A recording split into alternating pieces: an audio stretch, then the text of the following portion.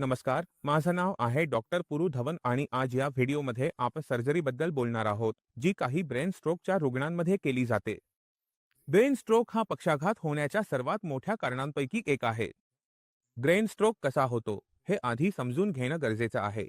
Brain stroke तेव्हाच होतो जेव्हा मेंदूमध्ये कुठल्यातरी प्रकारचा क्लॉट तयार होतो किंवा ती नस फुटते. आता जेव्हा कुणाच्या मेंदूमध्ये क्लॉट तयार होतो, नस फुटते, तेव्हा मेंदूच्या एका भागापर्यंत रक्त पोहोचू शकत नाही. जेव्हा तिथे रक्त पोहोचत नाही, ऑक्सिजन पोहोचत नाही, अन्न पोहोचत नाही, तेव्हा मेंदूचा काही भाग खराब होतो. यामुळे जो भाग काम करत होता, तो काम करू शकत नाही आणि परिणामी काय होतं, तर हातपाय हलू शकत नाहीत कारण आपल्या मेंदूचा तोच भाग हातपाय किंवा आवाज नियंत्रित करत होता. आता पेशंट पूर्णपणे पक्षाघातग्रस्त होतो.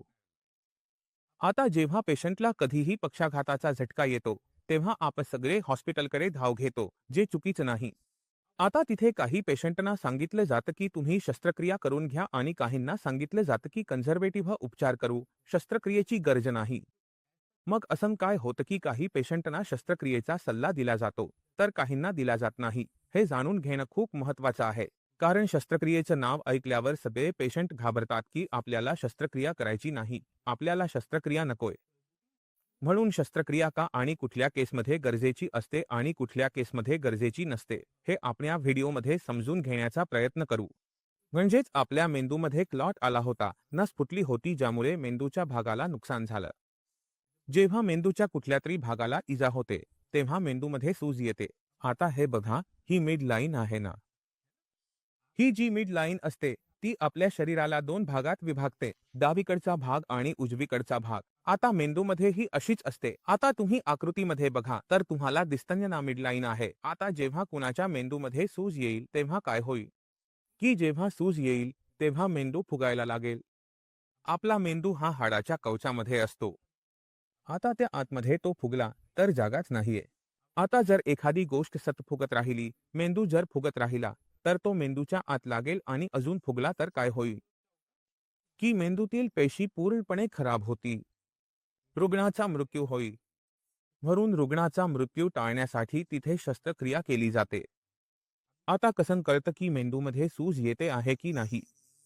म्हणून जेव्हा आपण मेंदूचा सीटी किंवा एमआरआय करतो तेव्हा आपल्या मेंदूची मध्यरेषा हालचाल करत आहे की नाही याचा मध्यरेषा बदल दिसून येतो.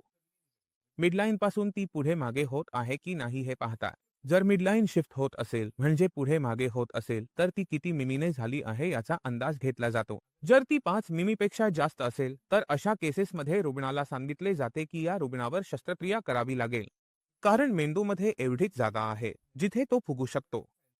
अशा प्रकारे फुगण्याचा प्रयत्न केला तर मेंदूला कायमस्वरूपी नुकसान होईल आणि जो रुग्ण जिवंत राहू शकतो तो राहू शकणार नाही. मग अशा केसेसमध्ये काय करतात? हाड उघडून टाकतात जेणेकरून मेंदूला जिथून फुगायचं आहे तिथून फुगू शकेल. कारण आपण हाड उघडले आहे ना, त्यामुळे थोडंफार फुगू शकेल आणि जसं ते बरे होतं, सूज कमी होते, तसं हाड पुन्हा लावलं जातं. हेच याला क्रेनिओटॉमी आणि क्रेनिओप्लास्टी म्हणतात. हाड काढणं म्हणजे क्रेनिओटॉमी आणि लावणं म्हणजे क्रेनिओप्लास्टी. आता झालं काय, की पेशंटचा जीव वाचला.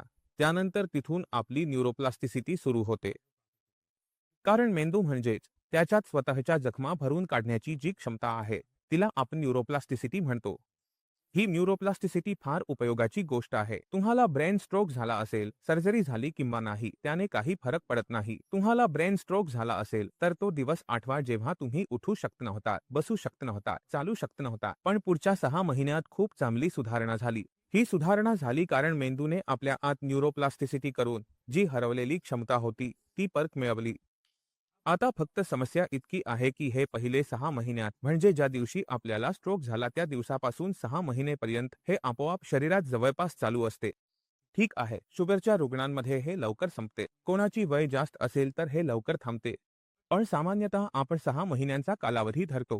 हे जे 6 महिने असतात त्यात खूप चांगली सुधारणा होते. पण त्यानंतर आपण कितीही उपचार केले, कितीही व्यायाम केले, कितीही थेरपी घेतल्या, आता सुधारणा येत नाही कारण मेंदूमधील ही न्यूरोप्लास्टिसिटी बंद होते. म्हणून जर एखादा पेशंट 6 महिन्यांपेक्षा जुना असेल, पक्षाघाताचा, तर तिथे आपल्याला न्यूरोप्लास्टिसिटीवर काम करावं लागतं की न्यूरोप्लास्टिसिटी पुन्हा सुरू व्हावी आणि मेंदूने आपली हरवलेली क्षमता परत मिळवायला सुरुवात करावी, जे तुम्ही या पेशंट्समध्येही पाहू शकता.